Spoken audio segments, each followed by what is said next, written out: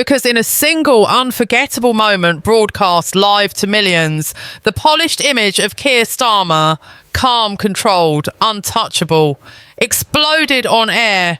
What should have been a routine debate turned into a political execution as bombshell evidence hit the screens like lightning. Papers, emails, receipts, all pointing to a secret world of money, power and hidden deals. And as the cameras zoomed in on Starmer's trembling face, Britain witnessed something it had never seen before, a leader falling apart in real time. The night began like any other higher profile debate. The studio was glowing under blinding lights, the cameras humming with quiet intensity, and millions of viewers gathered around their screens, expecting the usual political sparring. Keir Starmer walked in with confidence, his jacket crisp, his tie perfectly straight, his expression rehearsed and calm. He expected pushback, criticism, and maybe a tough question or two. What he did not expect was the ambush that would change everything. For the first 10 minutes, everything felt routine. The moderator asked predictable questions. The audience watched politely. Starmer spoke in his usual steady tone, leaning on familiar talking points about leadership, reform, and unity. But beneath the surface, something was brewing. Something that even he didn't know was coming. Because sitting just a few feet away was a rival MP holding papers that would ignite the most explosive political scandal in recent British history. Then it happened. Without warning, the MP leaned forward, eyes sharp with intent, and placed a thick folder on the desk. The studio fell silent. Even the air seemed to stop moving. The MP opened the folder and revealed a stack of documents stamped with confidential markings. And in a voice as cold as steel, he announced that these papers contained evidence of undisclosed payments, secret meetings, and luxury accommodations linked directly to Keir Starmer. The moderator froze. The cameras zoomed in. Starmer blinked, confused at first, then terrified. The MP continued, flipping each page with deliberate slowness. There were receipts for hotel stays in Brussels, late-night messages promising policy favours, and email exchanges hinting at backroom deals with powerful lobbyists. Every sheet was a dagger, and every dagger landed live on national television. The moderator hesitated before speaking, but when she did, her voice carried the weight of a breaking nation. She confirmed that investigative journalists had verified the documents only hours before the broadcast. That confirmation shattered the room. Viewers across the country gasped. Twitter exploded instantly, hashtags climbing so fast they broke trending lists within seconds. Inside the studio, Starmer's face lost all colour. He tried to speak, his lips parted, his breath quickened, but no words came out. The man known for his composure seemed to crumble under the glaring lights. Every camera caught the panic in his eyes. The moderator pressed him for a response. Silence. The rival MP demanded an explanation. Silence. The audience murmured, unsure whether they were witnessing political theatre or the collapse of a leader right before their eyes. But the evidence was too overwhelming, too detailed, too precise to ignore. And in that silence, the damage grew worse because the scandal wasn't just about hidden money. It wasn't just about private meetings. It was tied to ongoing discussions about Britain's post-Brexit framework, implying something far more sinister. The possibility that national interests had been traded for influence. Viewers felt betrayed. Supporters felt sick. Opponents felt vindicated. As the debate spiraled into chaos, the cameras kept rolling. The entire world watched Starmer's hands tremble, watched his gaze dart from paper to paper, watched his future collapse in the space of a few unbearable minutes. Commentators later said it was the most dramatic, unsettling live moment in modern British politics. Not because of the evidence alone, but because of the raw, unfiltered destruction of a political image built so carefully over years. When the broadcast ended, the studio erupted into shouts and confusion, but outside the reaction was far worse. Within minutes, news channels replayed the footage, analysts dissected every expression, and social media erupted into a digital wildfire demanding accountability. Protesters gathered outside Labour HQ before the cameras had even been turned off. Banners were raised, chants filled the streets. The political earthquake had begun, and its epicentre was the man who once promised honesty and transparency. Inside Labour's inner circle, panic spread like smoke in a burning room. Senior MPs rushed into emergency meetings, phones buzzed non-stop, and aides scrambled to control a disaster growing fast and merciless. Some MPs raced to clear their names, others whispered to journalists. Many began drafting statements distancing themselves from the leader now engulfed by scandal.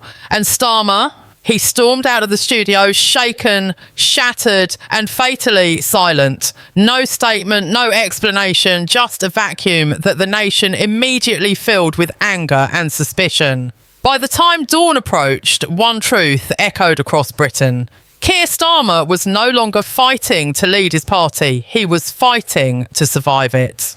The fallout from the live on-air revelations did not slow down. It exploded, growing bigger, louder and more dangerous with every passing hour. What began as a political embarrassment now morphed into a full national emergency inside the Labour Party. The shockwaves from the debate were still echoing across Britain when the truth settled in. This was no longer just a scandal. This was a leadership collapse in real time. Inside Labour headquarters, the atmosphere was suffocating. Aides rushed through corridors with trembling hands, whispering updates so alarming that even veteran strategists were left speechless. Every phone that rang brought another crisis. Every message that popped up carried worse news than the last. Reports of mass resignations, furious local members, and escalating protests formed a storm that no one, not even Starmer's closest allies, knew how to stop. Senior MPs who had defended him for years were suddenly nowhere to be found. Some locked themselves in offices, refusing interviews. Others fled the building entirely. Those who stayed behind were swallowed in tense meetings where voices cracked. Tempers flared, and blame was thrown around like shrapnel. The once supposed strong leadership team now resembled a sinking ship where everyone was fighting for the last lifeboat. And at the centre of the storm was a single question no one could answer. Where was Starmer? Hours had passed since the broadcast, yet there had been no appearance, no statement, not even a small message from his office. The silence felt like a confession by itself. Rumours swirled that he had locked himself in a private meeting room. Others claimed he had left the building entirely. Some even whispered that he had been advised by legal experts to avoid speaking altogether. Whatever the truth was, the effect was devastating. His absence became the biggest headline of the night. Newsrooms seized the moment with brutal precision. Analysts replayed the viral clip frame by frame. They dissected every expression on his face. The hesitation, the widening eyes, the sudden panic as the documents were revealed. Social media erupted with theories, ridicule and outrage, transforming Starmer from a political leader into the main character of a national scandal unfolding in real time. Meanwhile, Labour MPs were drowning under the weight of their own fury and fear. Constituency offices were flooded with angry messages from voters demanding answers. Councillors threatened to resign. Union leaders called emergency briefings. Even members who'd been silent for months suddenly stepped forward, demanding accountability before the party collapses for good. But the worst tremors were coming from inside the shadow cabinet itself. Individuals long seen as loyal pillars were quietly plotting exit routes. Whispered conversations in back corridors grew sharper and more urgent. One senior MP reportedly slammed the table during a crisis meeting, shouting, "We cannot defend the indefensible any longer." Another was overheard saying, If he stays, we're finished." The tension was so thick, it felt physical. Every minute counted. Every delay pushed the party deeper into chaos. By midnight, the situation had escalated into something unseen in modern Labour history. More than 40 MPs were said to be signing an unofficial letter calling for immediate resignation. Several shadow ministers were already drafting speeches, preparing to step down before the damage swallowed their own careers. Outside Labour HQ, the crowds only grew louder. Protesters filled the streets holding banners painted with words like betrayal, accountability now, and step down. The chants rose like thunder echoing through London. Police formed barriers as the crowd surged forward, furious and betrayed.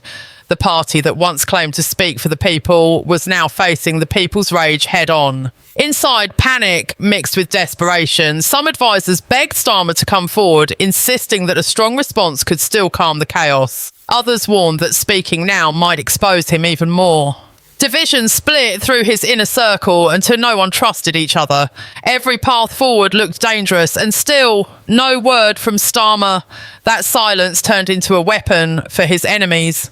The Conservatives launched late-night statements attacking his credibility, calling Labour leaderless and in free fall. Reform UK demanded that police open a full corruption inquiry. Liberal Democrats insisted Parliament must intervene. Even commentators, usually neutral now, spoke with a tone of disbelief, saying Britain was witnessing the fastest political implosion of a major party in modern history. By dawn, one truth had become unmissable. The crisis was no longer something Labour could contain, it was something Britain could not ignore. And as pressure tightened like a vice around the party's throat, one final question lingered over Westminster. How much longer could Starmer remain silent before the entire party crumbled beneath him? Night settled over Britain, but nothing felt calm. The country seemed trapped in a moment of national paralysis, suspended between disbelief and outrage. Every hour brought a new revelation, each one more damaging than the last. For many, sleep was impossible. They stayed glued to their screens, waiting for the next update, the next leak, the next blow that would finally end the political agony gripping the nation. And as the pressure mounted, the silence from Keir Starmer became almost unbearable. The absence of a response had become its own story, a symbol of a leader who appeared frozen as his world collapsed around him. Inside Westminster, the mood grew darker. Senior Labour MPs shuffled through dimly lit corridors with faces drained of colour, whispering urgently to one another as if afraid their conversations might be overheard. Every faction within the party blamed another. Moderates accused the left of sabotage. The left accused the moderates of betrayal. Loyalists accused everyone of cowardice. The political machine that once marched in unison was now tearing itself apart in full view of the nation. And still, the man at the centre of the storm had not spoken a single word. Journalists camped outside Starmer's home began filing increasingly desperate reports. One claimed that Starmer had refused to meet his own senior advisors. Another reported that crisis talks with union leadership had collapsed before they even began. A third suggested that the Metropolitan Police had made a formal approach to Starmer's legal team. Each report sent fresh shockwaves across the country, and though some details remained unverified, the reaction was the same. Panic, outrage and disbelief. Britain's would-be Prime Minister now looked like a man on the run from his own shadow. Meanwhile, Labour's internal rebellion was no longer whispered behind closed doors. It had exploded into the open. Several MPs took to social media calling for immediate accountability and urgent leadership clarity, thinly veiled phrases that were clearly demands for Starmer's resignation. Others went further, giving late-night interviews in which they admitted that Labour was now incapable of presenting itself as a trustworthy alternative government under Starmer's leadership. It was the kind of public revolt that no leader in modern British history had survived. And for Starmer, already weakened by scandal, it looked like a death blow. Union leaders, sensing the shifting winds, took action of their own. Leaked minutes from a private meeting revealed discussions about freezing campaign funding until the leadership crisis was resolved. It was a decisive move that sent Labour strategists into full meltdown. Without union money, Labour would not simply struggle, it would fall apart. Campaign operations would halt. Staff would walk out, planned rallies would be cancelled. For a party preparing for potential elections, the timing could not have been worse, and the public saw it all unfold with a mixture of fascination and horror. Opposition parties seized the moment with ruthless precision. Nigel Farage delivered another scathing statement, calling the situation a national embarrassment and claiming that Britain had been dragged into chaos by a man who preached honesty while hiding secrets behind closed doors. Conservative figures appeared on every major news channel, portraying Labour as a party drowning in corruption and deceit. Even the Liberal Democrats, normally cautious, demanded immediate parliamentary intervention. The pressure was now coming from every direction, closing in on Starmer like tightening walls. As the crisis deepened, rumours began to spread of a looming leadership challenge. Names circulated rapidly: Angela Rayner, Wes Streeting, Yvette Cooper, but none had openly declared their intention. Still, the tension grew with each passing hour. Reports surfaced of MPs drafting private letters, ready to submit them the moment Starmer broke his silence. Some sources claimed the number had already passed 50. Others insisted it was closer to 80. Whatever the true figure, one thing was clear: Starmer's grip on power had slipped beyond recovery. Through it all, Britain watched with bated breath, wondering how long a leader could remain silent while the political world burned around him. Every passing minute added to the suspense. Every update sharpened the sense that something explosive was about to happen. And when a black car was spotted arriving at Labour headquarters just after midnight, speculation erupted. Was this the moment? Had Starmer finally decided to face the nation? Or was this the desperate arrival of advisers making one last attempt to salvage the ruins of a once promising career? The truth remained hidden behind locked doors. But one thing had become undeniable: the scandal that began on live television had grown into a political earthquake, shaking the foundations of leadership, trust, and the very future of the Labour Party. And as Britain held its breath, the countdown to the next shocking twist had already begun.